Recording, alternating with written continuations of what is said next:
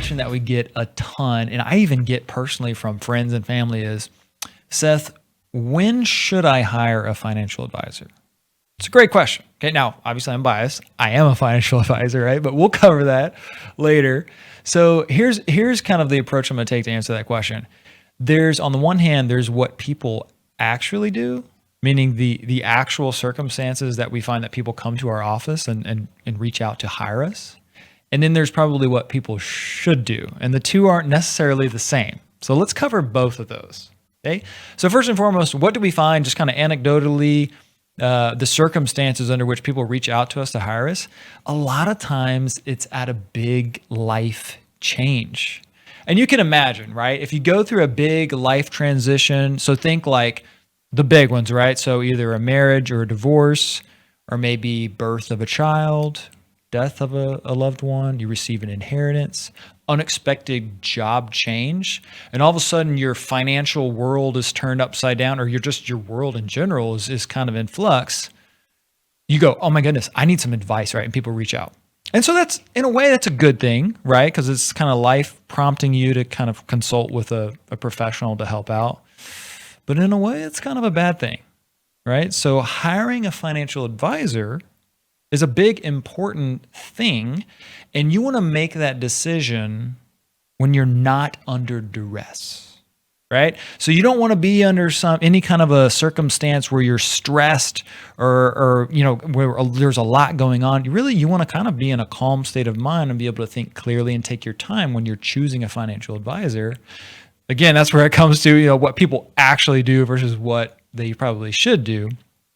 But yeah, that's the first point is a lot of times people reach out to a financial advisor under a big life change. I'll take a brief pause here and just kind of plug our other video on how you should go about choosing a financial advisor, right? Because the ideal circumstance is that you're proactive and you're doing this when you're not under duress, and you can kind of go down the checklist and really do your due diligence on choosing a financial advisor. I encourage you to check out that other video. But, another reason why people will reach out to a financial advisor is it's kind of this, you think about it like it's one of those tasks that's on the back burner. And you kind of, for a while, just like, man, I really should, and honestly, if I'm being honest, for me, that's kind of like going to the doctor. I'm sure a lot of us are in the same boat of like, yeah, I really should book that, checkup. And it's like 3 years later, right? So a lot of people that we find that come to us, they've been considering it for a while. And then maybe one of those life events happens, or maybe they get a referral, right? Because a lot of times the difficulty is like, well, yeah, I know I should probably reach out to a financial advisor, but like, how do I do that? Like, where do I start? Where do I go? And then maybe you get a referral from someone you really trust, and you go, oh, that's great. And you go in. Again, I'll encourage you to check out our video on how to actually evaluate a financial advisor. But that's kind of what we generally see, right? So either a big, life change, or it's kind of that slow grind of like, I really should, and then you finally do, right? Or maybe it's the influence of referral from a family or friend. That's what we actually see in practice. A lot of people reaching out to hire a financial advisor. And, a lot of times that kind of pain point that pushes you over the edge to go ahead and reach out could be something like retirement approaching, right? So to kind of go back to the doctor analogy, it's like for years now, you've kind of known you've needed to book that appointment, and all of a sudden you got a little pain in the side or, something like that. You go, what, I gotta call somebody. Maybe retirement or another milestone is approaching, and you go, enough is enough. I got to get this figured out. You go ahead and reach out. So that's kind of what we see overall, just anecdotally, either big life change or kind of that slow grind that eventually comes to a head and you reach out, or maybe it's just a referral, right? From a friend or family member that you go, okay, now that I have someone I feel like I can trust, then I'll go ahead and reach out. And now we turn to what should you do? Like, when should you actually reach out to a financial advisor? And I think it's easy. You got to be proactive. Okay, you got to be proactive. Much in the same way you don't want to reach out to a doctor and meet them for the first time when you have an actual crisis. You want to have that relationship in place already have your financial plan in place, already kind of know what's what, have that relationship so that if and when life throws you a curveball, you're already kind of set up and ready to adapt in real time. And so I can give you an example of this, right? I mean, pick Pick any of the life changes that I just mentioned: marriage, divorce, birth of a child, death of a loved one, inheritance, job change, right? So for example, job change. We've had clients go through all of those circumstances, but here recently, I had a great longtime client unexpectedly lose his job. Okay, and that's a stressful situation, especially in this economy.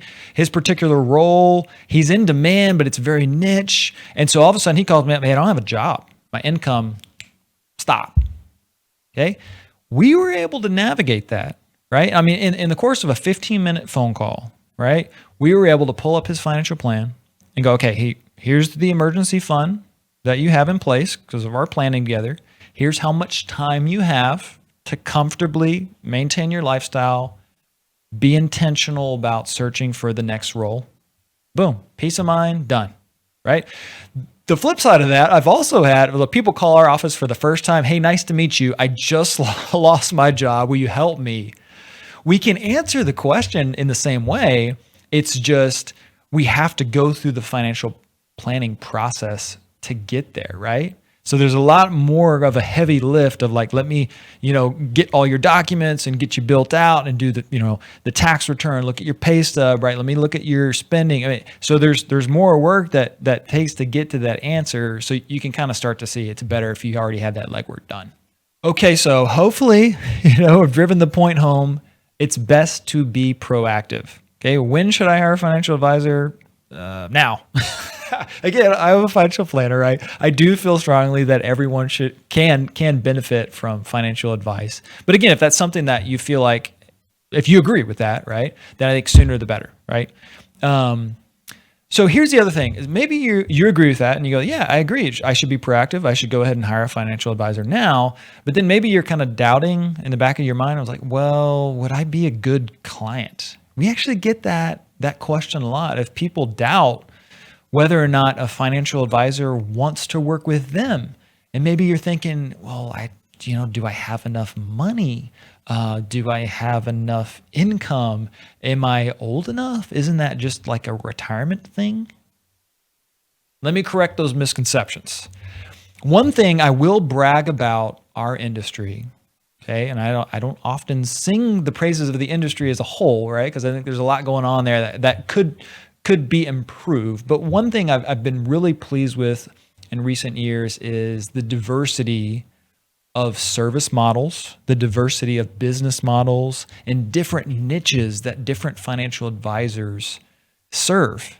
Okay. And so wherever you find yourself struggling with debt, okay, or just got a huge inheritance trust fund situation and everything in between, chances are there is a financial advisor out there who is perfectly aligned with serving you.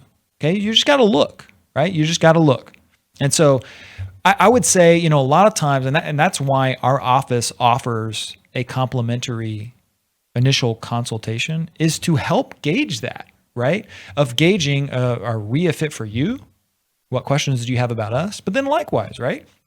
With no judgment and no commitment, are you a fit for us, right? And it's a two-way street, right? And so I feel like that can and should be just a candid conversation, right? Because if you're laying the groundwork for a years-long relationship, you need to start from that point of being candid and being open, right? And so I'd say do it, right? Be proactive, reach out, consult your network. If you have a specific occupation or a situation or a life stage that you feel you want an advisor that specializes in, chances you can find it. So I would encourage you, go ahead and reach out to our office, schedule a consultation. We'd love to meet you and diagnose if we'd be a fit to work together.